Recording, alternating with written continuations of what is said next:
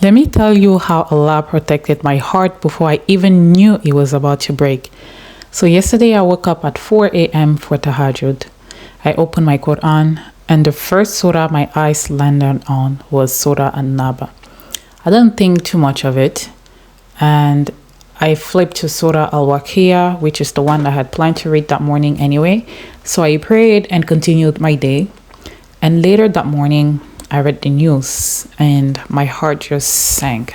I just saw all the headlines about innocent lives being lost, power, greed, injustice. I felt so paralyzed. I cried for hours. And so today, I woke up once again at 4 a.m. to pray Tahajjud, opened my Quran as usual to read, and once again, the first surah that I saw, Surah An-Naba. Twice. That's when I had to pause. I did my prayer and I went back to read that surah because twice it was just too much of a coincidence. So I thought to myself, maybe Allah is trying to speak to me through this surah. So I read this surah in the Quran and I learned that it speaks about the great news, about accountability, about the day when every wrong will be answered for.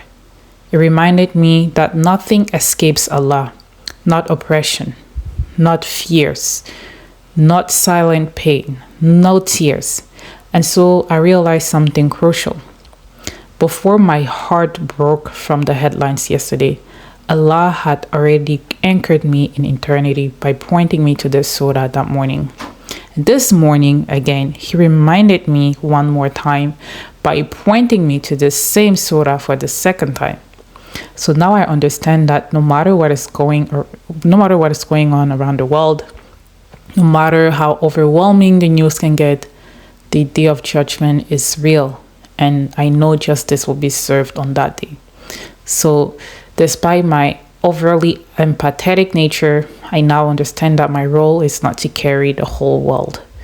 My role is to remain righteous within it all. And so if your heart also feels heavy lately, I urge you to go to the Quran before you go to the news, because sometimes Allah protects you before He exposes you.